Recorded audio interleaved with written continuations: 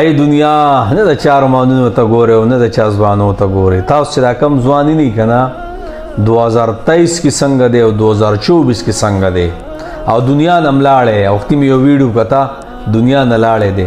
ایمن علي د اردن دی او د عربو په چینلو او د عربو په میډیا باندې دی اوراج دبا په لکونو ډالر یو قسم لګټلې د فیسبوک او د یوټیوب د انسټاګرام یا د میډیا نه او یو ویډیو به په یو ورځ کې په لکونو خلکو کتله او کو انسټاګرام دی او کو هر یو پلیټ فارم دی د میډیا راج به پکو او د عربو چې کوم غټه چینلې دي اکثر به د هغه زینت ساشه او ناس په پکی او دا خبره اترې به غټو اخبارونو هم راغستي او 2022 کې ورلا کم چې د اردن مشر دی هغه ولداسي د حسن یو اعزاز هم ورکړو او یونیورسيټیانی د هر کلاس او د یونیورسيټو ټاپر پاتې شوی دی او د خپل خور واده چې کله ډیر په عالیشان باندې په خپلم ډیر په جیبان داس کې یو قسم د زندگی تیر ولا خو تاسو ته پته ده نبی اسلام څه فرمایي دی ته ګوره د الله رسول ودا سدي دا وي د انسان مرګ دی او دا امیدونه دي لری پوری به امیدونه نو جناب هغه نوجوان چې په لکونو فالوورز او په کروڑونو کتون کې د هغه او د عربو په میډیا باندې د هغه اوراج او قسم لا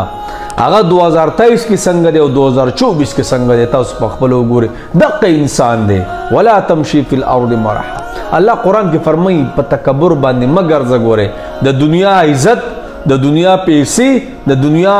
د جلال او د ځواني او د حسن دا ګوره ډیر عارضی دی د سبا پته نه لګي د بیګا پته نه لګي د ګنټې پس پته نه لګي دته په پته چې 2024 کې وزدا سی واجب شد سیستم کې غورځېګم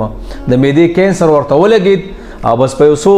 ورځو میاشتو کې د دنیا نور رخصت کو نه جناب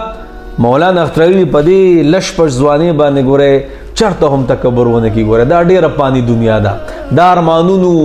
دا پیسو دا بچو دا نیمګړی دنیا نیمګړی زندګۍ ته ګوره نه ګوري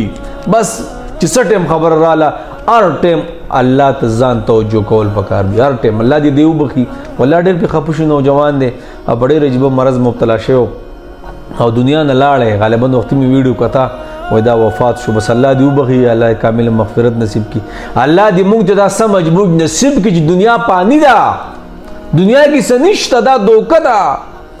اس پکې نشته الله دې زموږ دې ژوند ته راولي دې ژوند ته ناراضي لاول زماو پسې تاسو بس الله دې موږ معاف کړي.